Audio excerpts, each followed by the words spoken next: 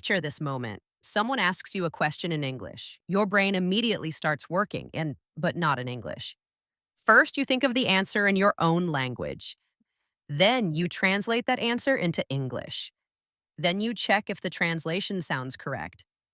Then, finally, you open your mouth to speak. And by the time all of that is finished, the conversation has already moved on without you. Sound familiar? This is called mental translation. And it is one of the biggest invisible walls between you and real English fluency. The good news is, thinking in English is not a talent you are born with. It is a skill, and like every skill, it can be learned, step by step, day by day. Today, we're going to show you exactly how. Welcome to Easy English Learning. I'm Balin. And I'm Clive. By the end of this episode, you will have a completely new understanding of how your brain processes English, and 3 specific tools to start thinking in English today. Let us get into it. Clive, I want to start with something personal. When you were learning a second language, did you go through this mental translation phase, where every response needed to be built in your head before it came out? Very much so. And what I remember most about that phase was how exhausting it felt. Every conversation felt like running a race with heavy boots on. My brain was working twice as hard as the other person. Translating in, thinking of a response, translating out, and all of that had to happen in a few seconds. Heavy boots. That is such a vivid way to describe it. So at what point did that start to change for you? The change happened gradually, and I did not notice it happening until one day I realized I had just had a full 10-minute conversation without thinking about my native language once. It was not a dramatic moment, it crept up quietly, but when I looked back, I could see the habits that had caused the shift. And those habits are exactly what we want to share with our listeners today.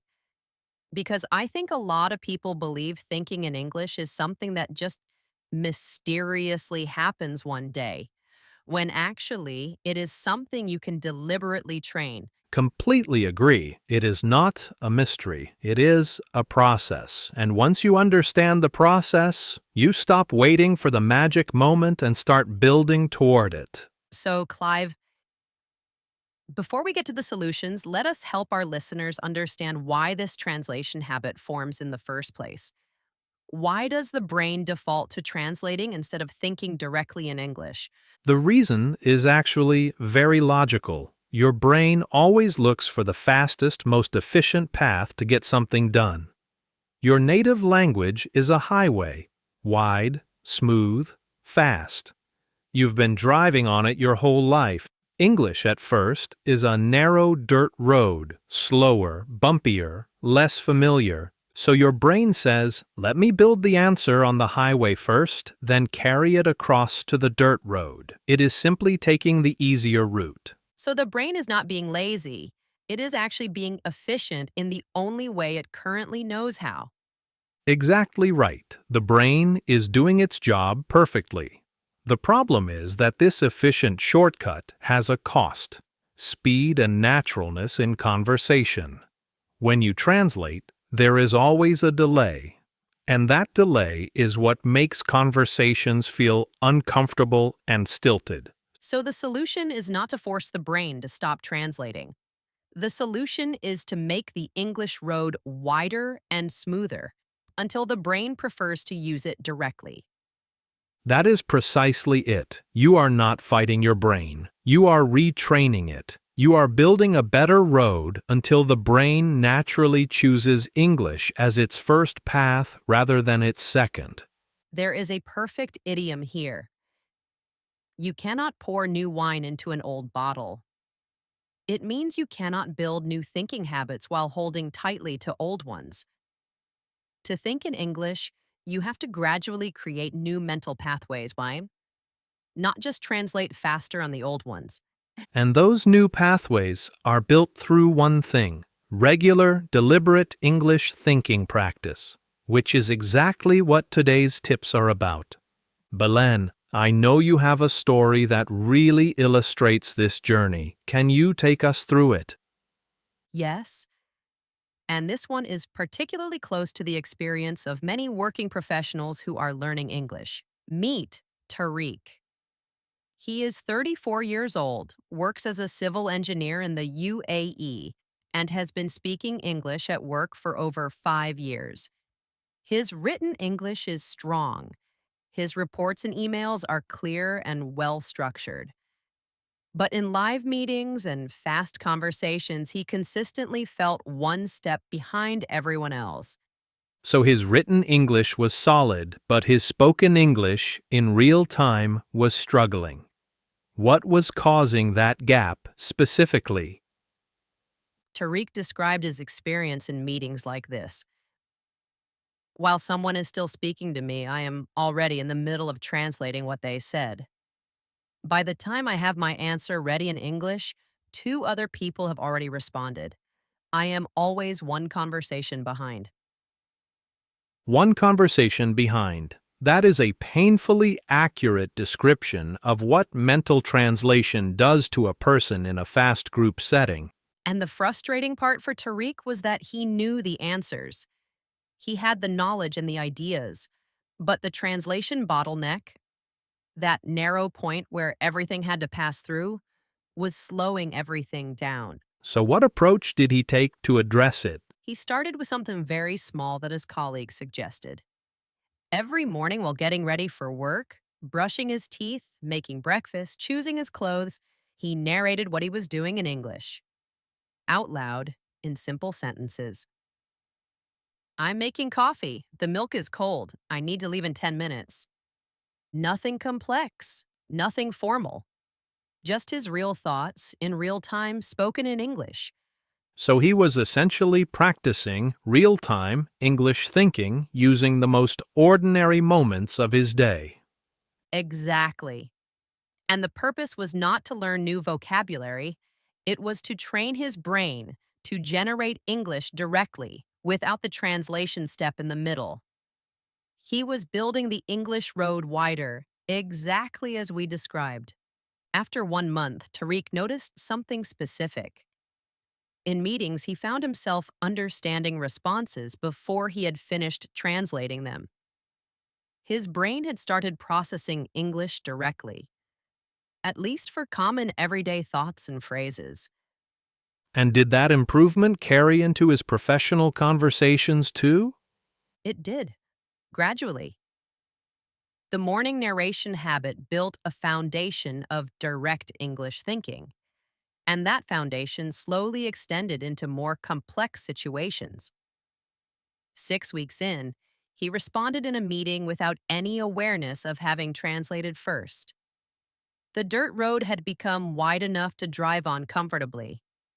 He did not wait for the magic moment. He built the road until the magic moment arrived on its own. So, how does someone start building their own English thinking road? Clive, let us give our listeners 3 clear steps. Tip 1. Narrate your morning in English, exactly as Tariq did. Every morning, for just 5 minutes, describe what you are doing in simple English sentences as you do it.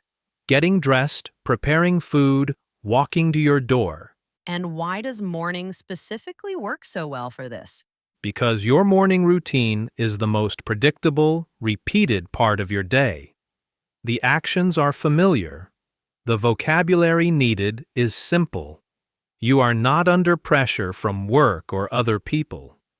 That combination, familiar actions, simple words, no pressure, gives your brain the ideal conditions to practice direct English thinking without the stress that triggers the translation habit. 5 minutes every morning. Same actions, same simple sentences, building the road a little wider each day. Tip 2. Think in English questions throughout your day.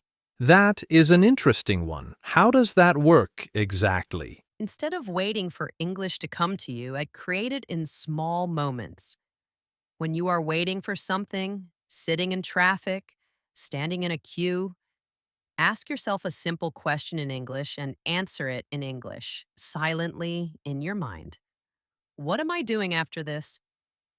What did I enjoy today? What is one thing I want to finish this week?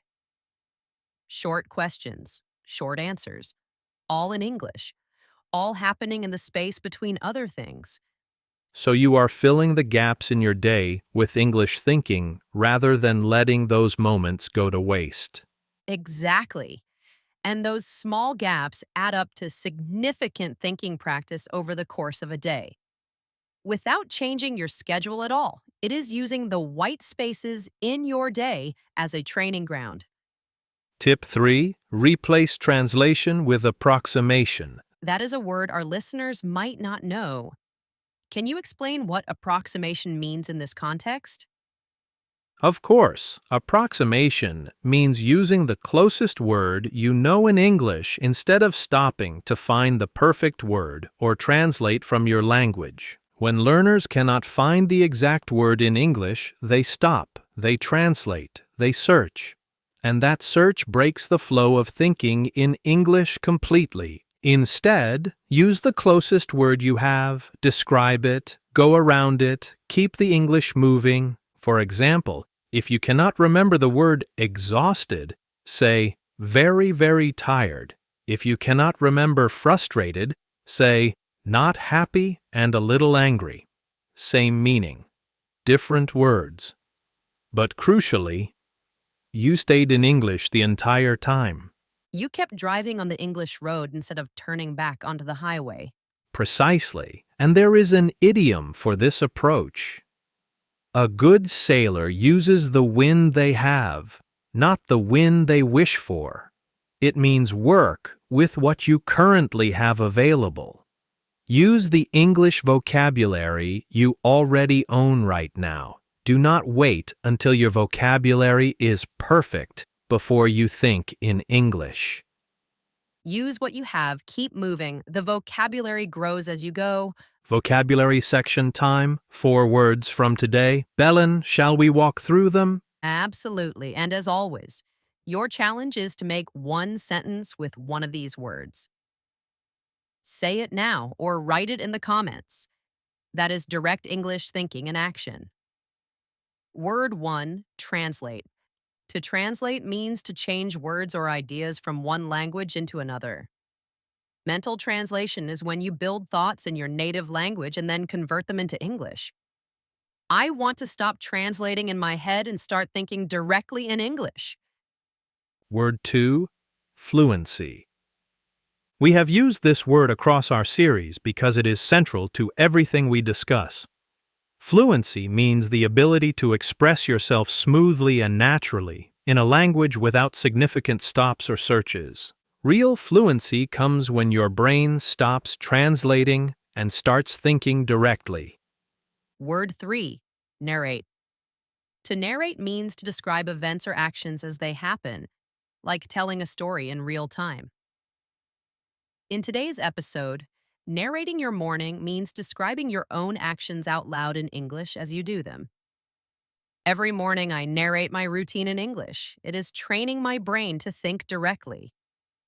Word 4, approximate. To approximate means to get close to something without needing to be exactly right. In English thinking, approximation means using the closest word you know rather than stopping to search for the perfect one. When I forget a specific word, I approximate. I describe it in simpler English and keep going. One sentence, one word, out loud right now or in the comments below. That single action is direct English thinking. And direct English thinking is exactly what builds fluency over time. Belen, can you bring today's conversation together for our listeners before we close? Of course, mental translation is not a flaw in your brain. It is your brain being smart with what it knows. But as your English road gets wider, your brain will choose it naturally, automatically, without effort. 3 ways to build that road starting today. Narrate your morning in simple English for 5 minutes. Ask yourself English questions in the quiet gaps of your day. And when you cannot find the perfect word, approximate. Keep the English moving. Never turn back. And remember Tariq, he was not missing intelligence or vocabulary. He was missing a direct English thinking habit. 5 minutes every morning changed that. 1 month of small daily practice built something that years of studying alone had not given him. The road is already there inside you. It just needs to be wider. And every English thought you have today, every sentence you say to yourself, every question you answer in English makes it a little wider than it was yesterday. Try this today, right now, after this episode ends. Describe your next 10 minutes in English, in your head or out loud. Where are you going? What will you do? What can you see around you? That is your first step onto the English road. And write one sentence in the comments. In English, directly, without translating first. Let us see your English thinking in action. If today's episode gave you something useful, a new idea, a new habit to try, please like this video, subscribe to Easy English Learning, and share it with one person who is stuck behind the translation wall right now. This was Easy English Learning. I'm Balin. And I'm Clive. Keep thinking, keep building, and we will see you in the next episode. Until then, stay focused and stay curious.